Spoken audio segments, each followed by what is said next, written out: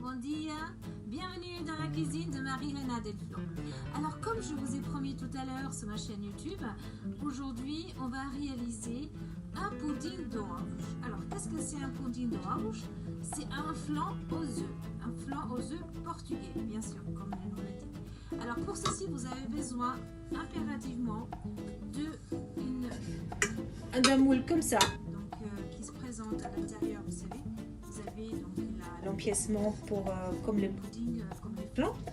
Et par contre, celui-ci, il a quelque chose de particulier, c'est qu'il a un couvercle. Parce qu'après, on va le mettre dans une cocotte minute ou dans une casserole. On va le faire cuire pendant 1 heure. Donc, vous pouvez trouver ceci très très facilement chez les épiciers portugais. C'est vraiment tous les épiciers portugais, en règle générale, ils ont des moules comme ça pour faire des puddings d'orange portugais. Voilà. Donc ça, c'est vraiment impératif. Si jamais vous en avez pas, si vous avez un moule qui ressemble à celui-ci, c'est-à-dire un moule à Charlotte, ou même un moule qui est un petit peu comme pour faire les cakes, qui ressemble un petit peu à celui-ci, vous pouvez toujours l'utiliser. Mais à la cuisson, il faut mettre de l'aluminium, il faut le couvrir pour pas que la vapeur de votre casserole pénètre à l'intérieur d'un pudding, parce que ça va complètement l'abîmer. Donc si vous avez une tactique donc pour pouvoir le mettre à cuire sans que la vapeur entre, tant mieux. Sinon, ça c'est l'idéal. Vous voyez, après, hop, on va le mettre dedans. Il n'y a aucune vapeur qui peut entrer. Parce que c'est vraiment, voilà, c'est hermétique. Ok? Voilà, alors ça, c'est pour la fin. Nous avons besoin également de caramel. Donc moi j'ai pris un caramel portugais qui s'appelle Caramelo. Voilà. Je l'achète aussi chez un épicier portugais. Mais vous pouvez aussi faire votre caramel vous-même. Vous savez comment il faut faire? Il faut mettre dans une casserole, le faire tout doucement avec du sucre, le faire revenir tout doucement avec juste un petit peu d'eau. Donc vous pouvez faire votre caramel vous-même. Mais bon, moi en l'occurrence, je l'ai acheté déjà fait comme ceci. Ok? Voilà. Donc après, nous avons besoin de 180 grammes de sucre. Et la même chose. 200 ml de lait, donc le même bol avec 200 ml. Nous avons besoin également de 5 œufs. Voilà. Alors si vos œufs sont petits, il faudrait mettre 6, sinon il faut mettre 5. Donc si vous avez des œufs tout 5 c'est bon. Si c'est des œufs qui sont un peu plus petits, il faudrait mettre 6. Voilà. Donc nous allons commencer par battre. Comme vous savez, je commence toujours par casser mes œufs dans un petit bol. Voilà. Voilà. Voilà.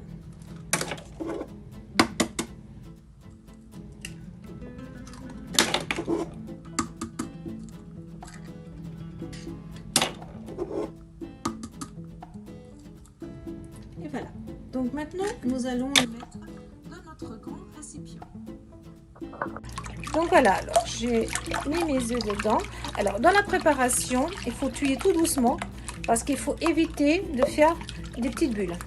D'accord? Donc je vais tout de suite mettre le sucre.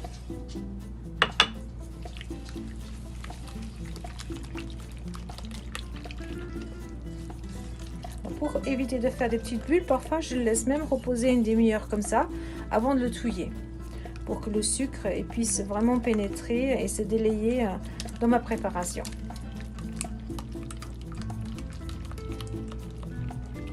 Je vais mettre tout de suite le lait.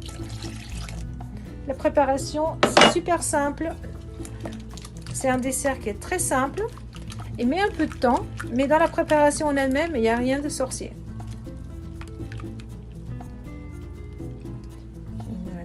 Si jamais vous avez trop de petites bulles qui se forment au moment que vous êtes en train de touiller, il faut vous passer dans une passoire, hein, donc très fine, pour justement enlever donc ce surplus en petites bulles. D'accord? Donc voilà. Voilà, je vais le laisser comme ça. Je ne vais pas touiller plus que ça. Maintenant, on va prendre notre moule. Et je vais mettre donc le caramel à l'intérieur, comme ceci.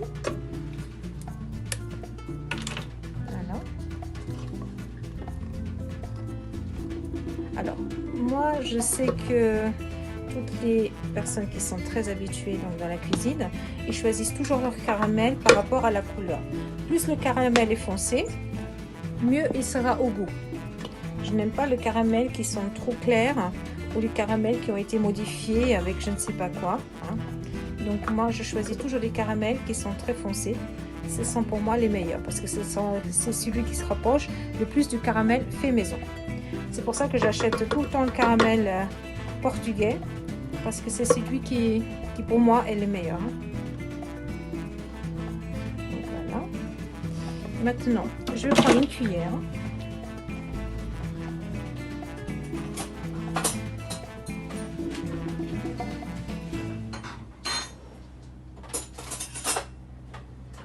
Voilà. Et maintenant, mettre le caramel sur les parois. Et je vais aussi le passer partout comme ça. Voilà.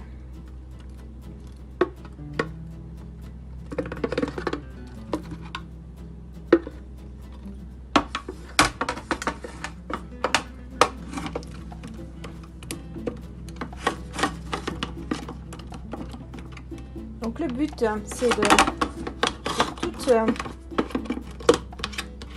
mon moule soit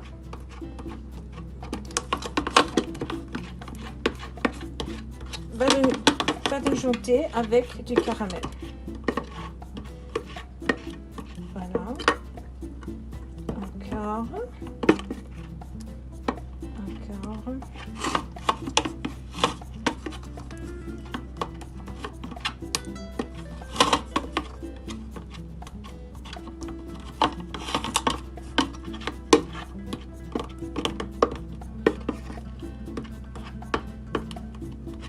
Même au milieu, la tige du milieu, il faut qu'elle soit également complètement couverte de caramel.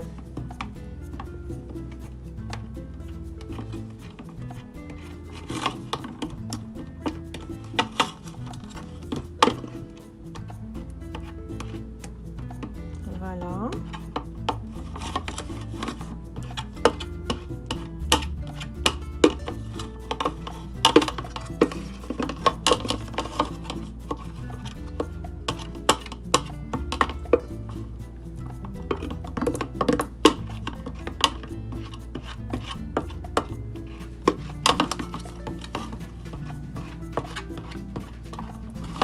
N'hésitez pas à en mettre trop, il vaut mieux trop que pas assez. Hein.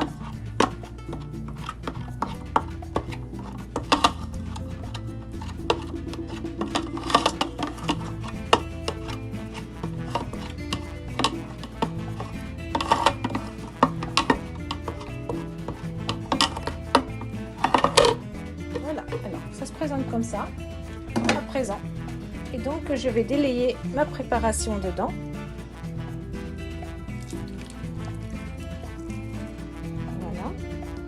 Je vais la mettre de suite dans une casserole avec de l'eau. Voilà, alors nous avons donc notre préparation. Je l'ai mis dans une casserole. Il faut que de temps à autre vous allez regarder l'eau s'il y en a assez d'eau.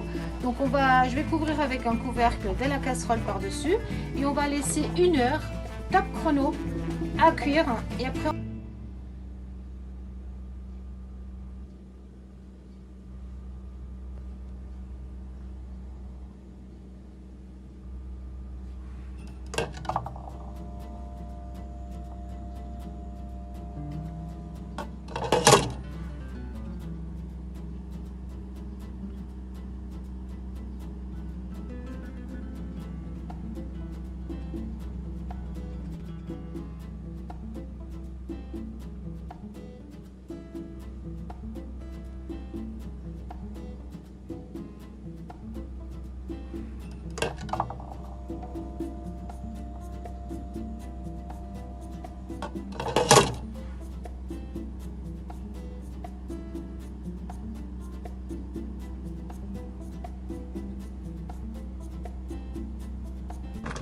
Voilà, ça fait une demi-heure que j'ai laissé cuire. Voilà, il est toujours là, vous voyez. Je surveille l'eau pour pas qu'il manque de l'eau, bien sûr. Donc, on va laisser continuer à cuire encore une demi-heure. Le voici, donc notre pudding portugais il est prêt, notre flan aux œufs français si vous voulez, au Portugal on appelle ça un pudding. Il est prêt, je vais le laisser refroidir un petit peu et après je vais le mettre dans un plat creux. Pourquoi creux? Parce qu'au fond il y a le nappage du caramel et quand je vais le renverser dans le plat, le nappage il va couler sous le pudding en lui-même et donc il va remplir le plat. Je vous dis à tout de suite. Alors, je l'ai laissé refroidir donc un petit peu. Maintenant, avec une mini spatule,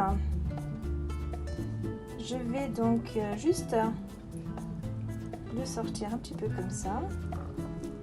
Voilà. Au cas où qu'il colle. Pas qu'il se déchire au moment quand je vais le mettre dans une petite assiette. Voilà. C'est bon, il est décollé. Et il danse tout seul. Voilà, il est décollé. Ok, donc je vais prendre une assiette et je vais la renverser. Voilà, donc je l'ai renversé tout doucement. Vous voyez, donc maintenant je vais couper pour que vous voyez un petit peu la texture de l'intérieur. Voilà.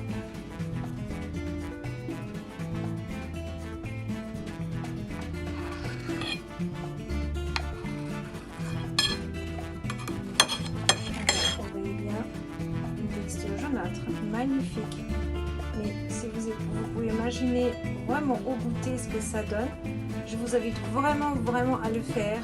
C'est vraiment un pudding sublime.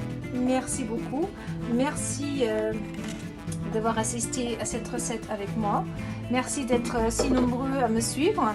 Je vous souhaite une agréable dégustation, joyeux appétit et je vous dis à très bientôt. N'oubliez pas de liker et n'oubliez pas de vous abonner. Merci, à très bientôt.